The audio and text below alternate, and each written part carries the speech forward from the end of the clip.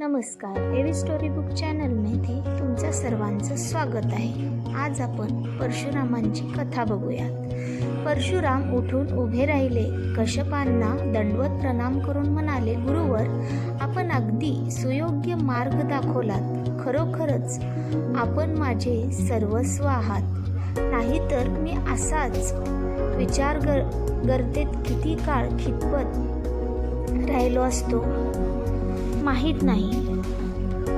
आपल्या आज्ञेने माझा जीवन मार्ग प्रशस्त केला। प्रणाम, येतो आज्ञा असावी। तात्काळ पाठ फिरवून परशुराम आपल्या नव्या दिशेने चालू लागले। कश्यपांच्या डोळ्यातले कडत अश्रू गालावरून खाली केव्हा ओघळले त्यांनाही कळले नाही।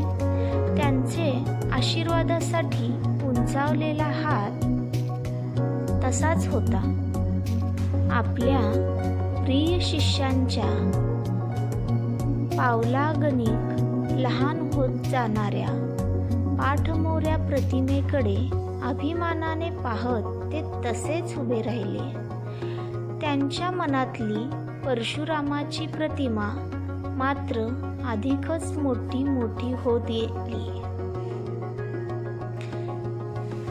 तुम्हाला ही माहिती आवडल्यास एवी स्टोरी बुक चॅनलला लाईक, शेअर आणि सबस्क्राईब करा।